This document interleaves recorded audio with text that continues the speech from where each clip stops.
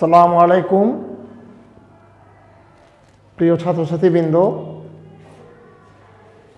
আশা করছি তোমরা ভালো আছো আল্লাহর রহমতে।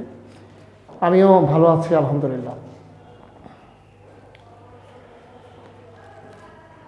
আমার ছাত্রছাত্রী সহ সম্মানিত অভিভাবকবৃন্দ এবং যারা এই ভিডিও ক্লাসটি দেখছেন তাদের সবাইকে জীববিজ্ঞান অনলাইন ক্লাসে স্বাগত জানাচ্ছি। আমি মোহাম্মদ আজিমউদ্দিন, সহকারী অধ্যাপক, প্রাণীবিজ্ঞান বিভাগ, কর্ণফুলী সরকারি কলেজ, কাপ্তাই, রাঙামাটি পার্বত্য জেলা। প্রিয় ছাত্রছাত্রীবৃন্দ, আমাদের এই ক্লাসটি একাদশ এবং দ্বাদশ শ্রেণীর জন্য সাজানো হয়েছে। আমরা বায়োলজি ফার্স্ট পেপার থেকে চ্যাপ্টার 1 অর্থাৎ প্রথম অধ্যায়ের শেষ প্রান্তে চলে এসেছি। তোমরা হয়তোবা কিছুটা অধৈর্য হয়ে পড়তে পারো। আসলে এই চ্যাপ্টারটি অত্যন্ত বড়, একটা বিশাল চ্যাপ্টার। এটা আরও কতগুলো ক্লাস দিতে পারলে আমার মনে হয় ভালো হতো, কিন্তু তারপরও আজকে আমি এটি সমাপ্তি ঘোষণা করছি। আজকে মোটামুটি আমি যা তোমাদের ইম্পর্টেন্ট যে জিনিসগুলো আছে সেগুলো চেষ্টা করব যতটুকু সম্ভব তোমাদেরকে বুঝিয়ে দেওয়া। সেই জন্য আজকের যে ক্লাসে আমরা আলোচ্য বিষয় যেটা আমার টপিকস হচ্ছে important factors about cell and DNA. তাহলে আমরা এই চ্যাপ্টারের কোষ এবং ডিএনএ সংক্রান্ত অনেকগুলো ইম্পর্টেন্ট ফ্যাক্টর আলোচনা করব, যার থেকে আমরা শিখতে পারবো জিন লোকাস বা লোকাস কাকে বলে, জিনোম বলতে আমরা কি বুঝি, এক্সন, ইন্ট্রন, সিস্ট্রন, র্যাকন, মিউটন, রেপ্লিকন, জেনেটিক কোড, তারপরে AUG, UAA, UAG এবং UGA, এগুলো কি জিনিস সেটা আমরা জানতে পারবো। আমরা জানতে পারবো অপেরন সংক্রান্ত, আর আরও একটা জিনিস আছে এখানে আমরা জানবো ট্রান্সক্রিপশন, TRANS, ট্রান্সক্রিপশন।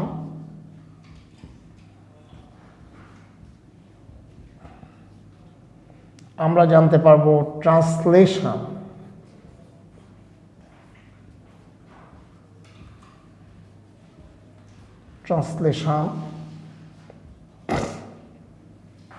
আমরা জানতে পারবো সেন্ট্রাল ডগমা,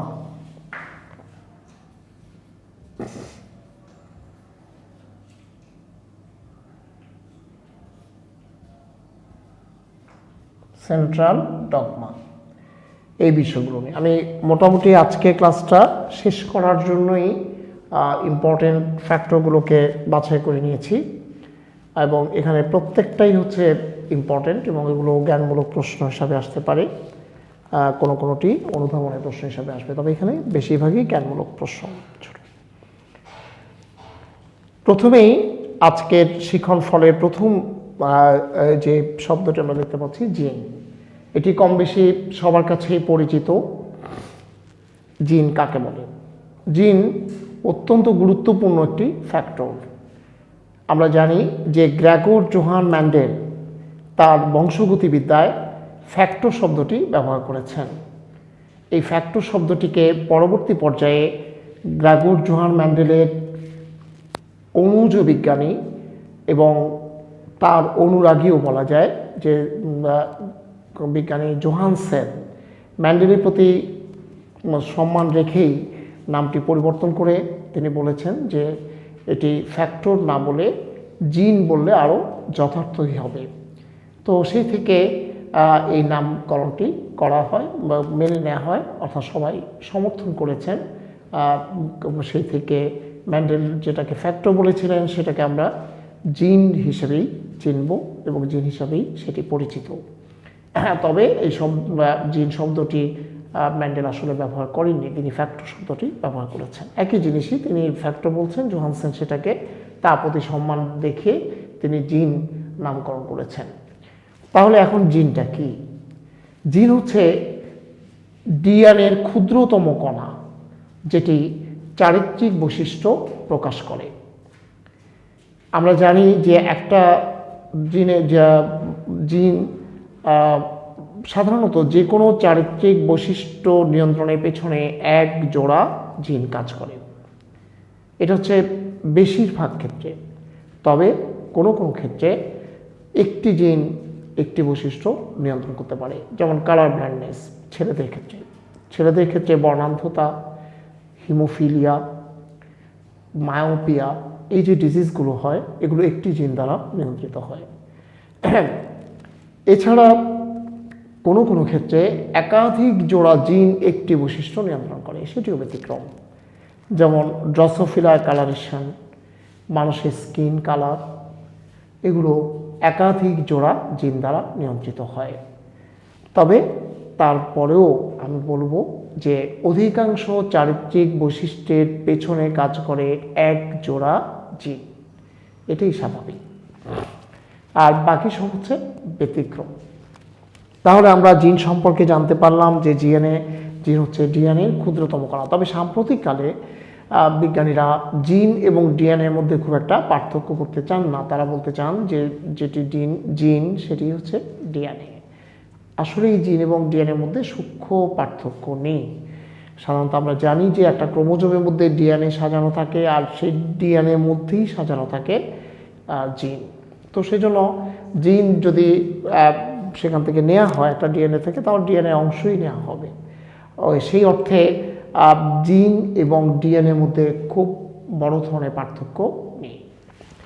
আচ্ছা, তাহলে আমরা জানতে পারলাম যে জিন কি এবং জিনের বৈশিষ্ট্য সম্পর্কে জানতে পারলাম। এরপরেই আমরা জানবো লোকাস। এটাকে জিন লোকাস অথবা শুধু লোকাসও বলা হয়। তো এই লোকাস শব্দটি হলো কাকে বলে? লোকাস হলো জিনের অবস্থানকেই লোকাস বলে। অর্থাৎ ক্রোমোজোমের যেখানে জিনটা অবস্থান করে, ক্রোমোজোমের একটা জায়গা তো সে দখল করে, সেই জায়গাটাই হচ্ছে জিন লোকাস।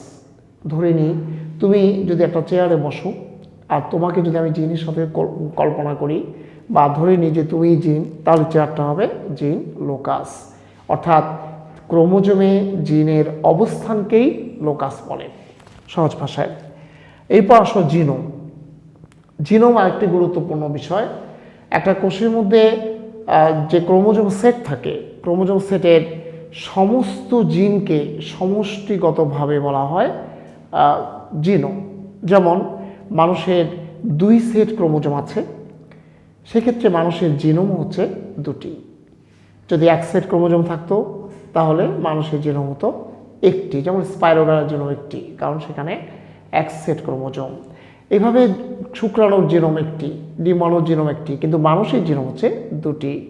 তাহলে দেখা যাচ্ছে যে জিনোম হলো একটি কোষের ক্রোমোজোম সেটের সমস্ত জিনকে সমষ্টিগতভাবে জিনোম বলা হয়।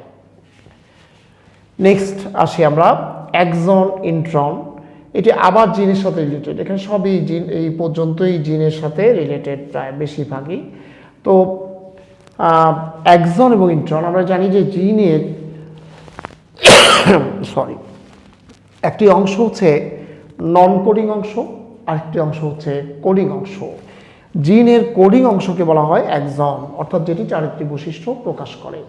একইভাবে জিনের একটি নন কোডিং অংশ আছে যেটি কোনো চারিত্রিক বৈশিষ্ট্য প্রকাশ করে না, তাহলে জিনের সেই নন কোডিং অংশকে বলা হয় ইন্ট্রন। আমি আবার বলছি, জিনের কোডিং অংশকে বলা হয় এক্সন, যেটি চারিত্রিক বৈশিষ্ট্য প্রকাশ করে, আর জিনের নন কোডিং অংশকে বলা হয় ইন্ট্রন, যেটি চারিত্রিক বৈশিষ্ট্য প্রকাশ করে না। জিনের ক্ষেত্রে আরও বেশ কিছু তথ্য আছে, যেমন ধরো একটা মানুষের জিনোমের মধ্যে, বা আমরা আগে স্তন্যপায়ী জিনোমে আসি, যে স্তন্যপায়ী জিনোমের মধ্যে প্রায় 50,000 পর্যন্ত জিন থাকতে পারে। হিউম্যান জিনোম থেকে জানা যায় যে তোমার তোমার জিনোমিক যে থিওরি বা তথ্য ইনফরমেশান, সেখান থেকে জানা যায় যে একজন মানুষের 30,000 পর্যন্ত জিন থাকতে পারে জিনোমের মধ্যে। মানুষের জিনোমের সাথে সিম্পাঞ্জি জিনোমের প্রায় 98% মিল আছে। একইভাবে গরিলার সাথে জিনোমের মিল আছে প্রায় 97%। হ্যাঁ, এগুলো হচ্ছে স্পেশাল ইনফরমেশান। তো এখন আমরা এক্সন এবং ইন্ট্রন হচ্ছে মূলত সেই জিনের কোডিং অংশ হচ্ছে এক্সন, আর নন কোডিং অংশ হচ্ছে ইন্ট্রন। নেক্সটে আসি সিস্ট্রন। সিস্ট্রন হচ্ছে আসলে ডিএনএর সমার্থক শব্দ। ডিএনএর যেই অংশটি সক্রিয় বা কার্যকরী ভূমিকা পালন করে সেটিকে বলা হয় সিস্ট্রন। এখানে ডিএনএর অংশ, জিনের অংশ বলা যাবে সিস্ট্রনকে। তাহলে সিস্ট্রন হচ্ছে জিন কিংবা ডিএনএর কর্মক্ষম অঞ্চল বা অংশ বা সক্রিয় অংশকে বলা হয় সিস্ট্রন। এখন আসো র্যাকন কোনটি? র্যাকন হচ্ছে সিস্ট্রনের যেই অংশটি র্যাকন রিকম্বিনেশন যোগ্য, অর্থাৎ যেখানে তোমার জেনেটিক রিকম্বিনেশন সম্ভব, সেজন্য সংক্ষেপে বলা হয় যে সিস্ট্রনের রিকম্বিনেশন যোগ্য অংশকে র্যাকন বলে। জ্ঞানমূলক প্রশ্ন। মিউটন কি?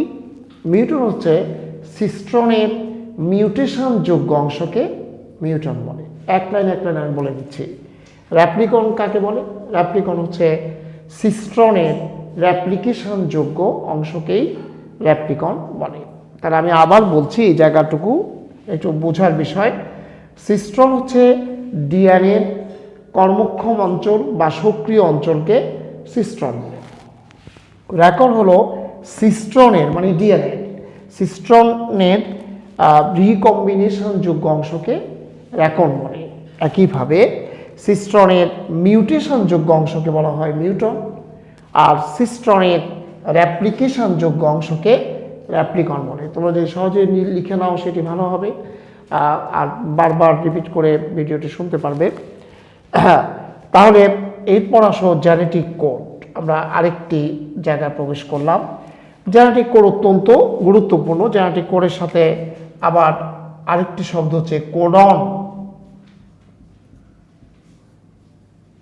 কোডন আর জেনেটিক কোড প্রায় একই কাছাকাছি জিনিস। কোডন হচ্ছে ট্রিপলেট কোডন, অর্থাৎ 3 অক্ষর বিশিষ্ট, অর্থাৎ নিউক্লিওটাইডের 3টি নিউক্লিওটাইড সম্মিলিতভাবে কোডন গঠন করে, সেজন্য কোডনকে তোমার ট্রিপলেট কোডনও বলা হয়। তো এখন এই জেনেটিক কোড কি? জেনেটিক কোড হচ্ছে যে তোমার কোডনের সাথে রিলেটেড, সেখানে অ্যামিনো অ্যাসিডের অনুক্রম এবং নিউক্লিওটাইডের অনুক্রমের মধ্যে যে যোগাযোগ ব্যবস্থা, সেটিকেই বলা হয় জেনেটিক কোড। জেনেটিক কোডকে আমরা একদম সহজ ভাষায় বাংলায় মানে প্রোটিন সংশ্লেষণের বা অন্য চারিত্রিক বৈশিষ্ট্য নিয়ন্ত্রণের মূল সূত্র বলতে পারি জেনেটিক কোডকে। তাহলে আমি আবার বলছি যে জেনেটিক কোড হলো নিউক্লিওটাইডের অনুক্রম এবং অ্যামিনো অ্যাসিডের অনুক্রমের মধ্যে যোগাযোগ ব্যবস্থাকেই বলা হয় জেনেটিক কোড।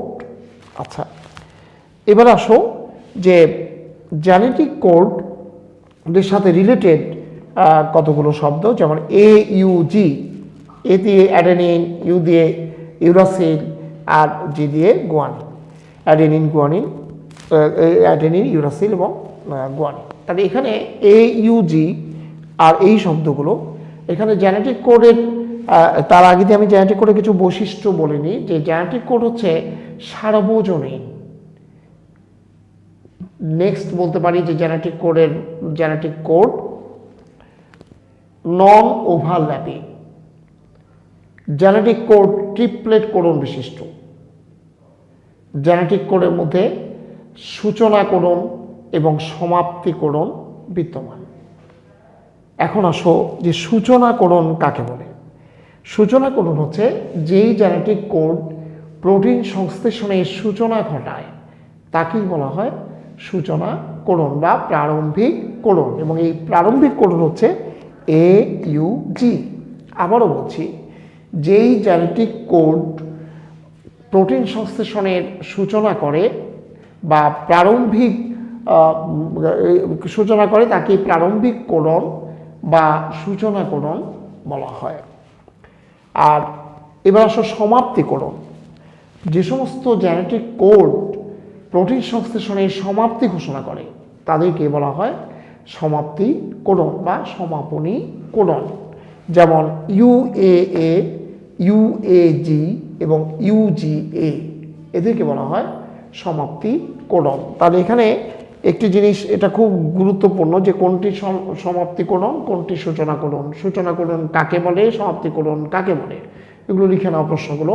তাহলে সূচনা কোডন হচ্ছে যেটি প্রোটিন সংশ্লেষণের সূচনা করে অথবা অ্যামিনো অ্যাসিড সংশ্লেষণের সূচনা করে তাকে বলা হয় সূচনা কোডন, যাকে AUG দিয়ে প্রকাশ করা হয়। আর যে সমস্ত কোডন প্রোটিন সংশ্লেষণে অংশ তো নেয়ই না, কোনো অ্যামিনো অ্যাসিডকেও কোড করে না, বরঞ্চ প্রোটিন সংশ্লেষণ কিংবা অ্যামিনো অ্যাসিড সংশ্লেষণের সমাপ্তি ঘোষণা করে, তাদেরকে বলা হয় সমাপনী কোডন বা সমাপ্তি কোডন। এরপর আসো যে অপেরনটা একটু পরে বলছি, অপেরনটা আলাদা একটা বিষয়। এদের সাথে রিলেটেড হচ্ছে ট্রান্সক্রিপশন, ট্রান্সলেশন, সেন্ট্রাল ডগমা, এই জিনিসগুলো ইম্পর্টেন্ট আলাদা। তাহলে এখানে আমি একটু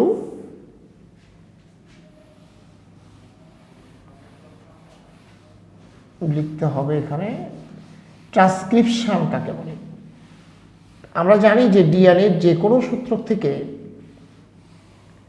তোমার আরএনএ তৈরি হতে পারে।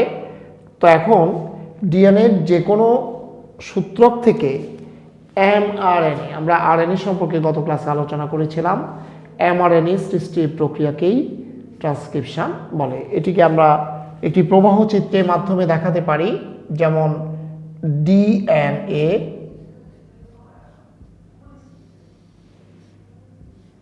অ্যারো চিহ্ন এমআরএনএ। তাহলে এখানে ডিএনএ থেকে যেই পদ্ধতিতে এমআরএনএ তৈরি হয় সেটাকে বলা হয় ট্রান্সক্রিপশন।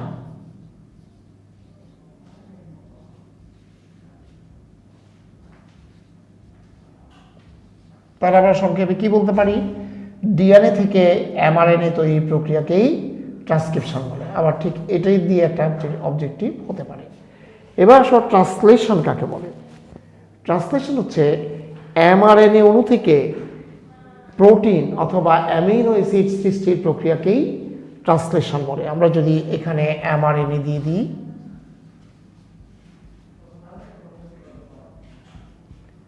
এমআরএনএ, এখানে যদি অ্যামিনো অ্যাসিড লিখি,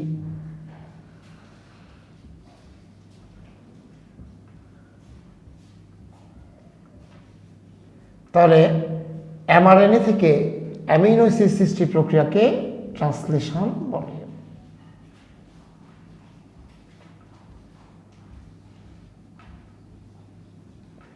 আবার বলছি, ডিএনএ থেকে এমআরএনএ সৃষ্টির প্রক্রিয়াকে বলা হয় ট্রান্সক্রিপশন, আর এমআরএনএ থেকে অ্যামিনো অ্যাসিড সৃষ্টি বা প্রোটিন সৃষ্টির প্রক্রিয়াকে বলা হয় ট্রান্সলেশন। এবার সেন্ট্রাল ডগমা কাকে বলে। আমরা একেবারে সংক্ষেপে যদি বলি, ট্রান্সলেশন এবং ট্রান্সক্রিপশন এবং ট্রান্সলেশনকে সম্মিলিতভাবে বলা হয় সেন্ট্রাল ডগমা।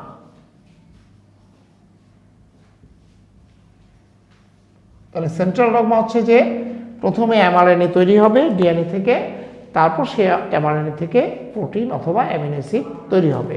এটাই হচ্ছে সেজন্য ট্রান্সলেশন, ট্রান্সক্রিপশন এবং ট্রান্সলেশনকে সম্মিলিতভাবে বলা হয় সেন্ট্রাল ডগমা। তাহলে এবার আমরা নেক্সট অন্য একটা বিষয় আসলাম, তাও এটা সেল রিলেটেড, সেটি হচ্ছে অপেরন। এটা একটা ইম্পর্টেন্ট কোশ্চেন যে অপেরন কাকে বলে, আর প্রায় আসে এটা। তো অপেরন হচ্ছে আদি কোষের ক্ষেত্রে প্রযোজ্য। তাই এটাকে আমরা সংক্ষেপে বলতে পারি যে আদি কোষের জিন প্রকাশের, আদি কোষের জিন প্রকাশের ইউনিটকে বা বৈশিষ্ট্য প্রকাশে, আদি কোষের বৈশিষ্ট্য প্রকাশের ইউনিটকে বলা হয় অপেরন। অথবা জিন আদিকোষের জিন প্রকাশের ইউনিটকে অপেরণ বলে। তবে অপেরণ 4 ধরনের জিন নিয়ে গঠিত অপেরণ।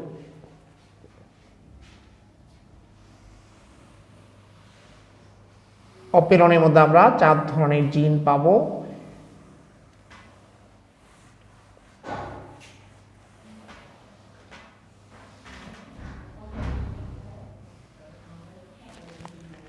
চার ধরনের জিন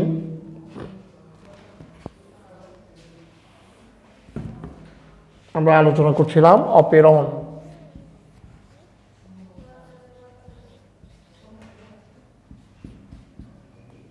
এখানে আমরা 4 ধরনের জিন নিয়ে অপেরণ গঠিত। একটা হচ্ছে স্ট্রাকচারাল জিন,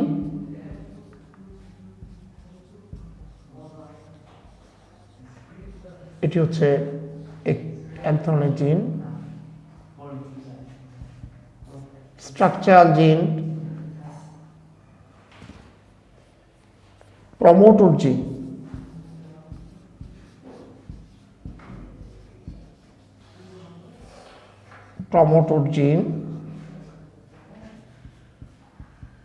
অপারেটর জিন,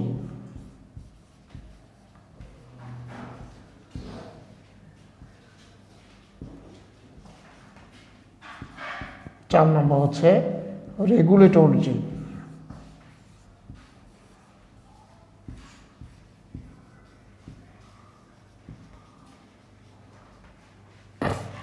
তাহলে এখানে আমরা বলছি যে অপেরণ হচ্ছে, যেহেতু উন্নত কোষের ক্ষেত্রে এটা ঘটে না, ব্যাকটেরিয়ার ক্ষেত্রেই সবচেয়ে অপেরণ, ইকোলাই ব্যাকটেরিয়া, এস্টেরিশিয়া কোলাই ব্যাকটেরিয়ার ক্ষেত্রে বেশি প্রযোজ্য। তাহলে জিন প্রকাশের ইউনিটকে বলা হয় অপেরণ, আদিকোষে জিন প্রকাশের ইউনিটকেই অপেরণ বলে। তো এখন এই অপেরণ 4 ধরনের তোমার জিন নিয়ে গঠিত: স্ট্রাকচারাল জিন বা গাঠনিক জিন, প্রমোটর জিন বা উদ্দীপক জিন, অপারেটর জিন বা চালক জিন, রেগুলেটর জিন বা নিয়ন্ত্রক জিন। ওকে, এখানে স্ট্রাকচারাল জিন হচ্ছে যে সমস্ত জিন প্রোটিন সংশ্লেষণে অথবা এনজাইম সংশ্লেষণে গুরুত্বপূর্ণ ভূমিকা রাখে, তাদেরকে বলা হয় স্ট্রাকচারাল জিন বা গাঠনিক জিন। আর প্রমোটর জিন হচ্ছে যে সমস্ত জিন আরএনএ পলিমারেজ এনজাইমের সাথে যুক্ত হয়ে প্রোটিন সংশ্লেষণে সাহায্য করে, তাকে বলা হয় প্রমোটর বা উদ্দীপক জিন। অপারেটর জিন হচ্ছে চালক জিন, বাংলাতে বলে চালক জিন হচ্ছে স্ট্রাকচারাল জিন বা গাঠনিক জিনের প্রোটিন সংশ্লেষণ নিয়ন্ত্রণ করে। আর রেগুলেটর জিন হচ্ছে যে সমস্ত নিয়ন্ত্রক জিন, বাংলাতে বলে নিয়ন্ত্রক জিন, যে সমস্ত জিন স্ট্রাকচারাল জিন এবং অপারেটর জিনকে নিয়ন্ত্রণ করে। অর্থাৎ অপারেটর জিন নিয়ন্ত্রণ করে স্ট্রাকচারাল জিনকে, আর রেগুলেটর জিন নিয়ন্ত্রণ করে অপারেটর জিন এবং গাঠনিক জিন, দুটোকেই সে নিয়ন্ত্রণ করে, সেজন্য তাকে বলা হয় নিয়ন্ত্রক জিন। তা আমি আবার বলছি যে অপেরণ হচ্ছে যে আদিকোষের জিন প্রকাশের ইউনিটকেই অপেরণ বলে। অপেরণ 4 ধরনের জিন নিয়ে গঠিত: স্ট্রাকচারাল জিন, প্রমোটর জিন, অপারেটর জিন এবং রেগুলেটর জিন।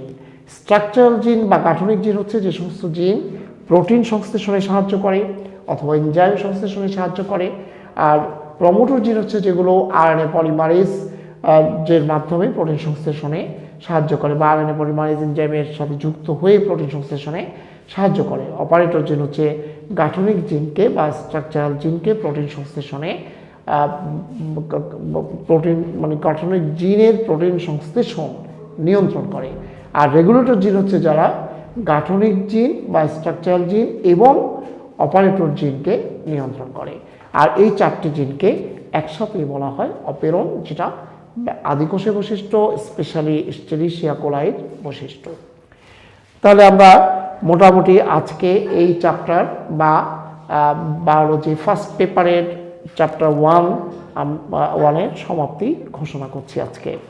আমরা নেক্সট ক্লাসে বায়োলজি সেকেন্ড পার্ট থেকে সেকেন্ড পার্টের প্রথম অধ্যায় নিয়ে আলোচনা শুরু করব ইনশাআল্লাহ। আর সে পর্যন্ত তোমরা সবাই ভালো থেকো, সুস্থ থেকো, স্বাস্থ্যবিধি মেনে চলো, এটাই আমার প্রত্যাশা। আল্লাহ হাফিজ।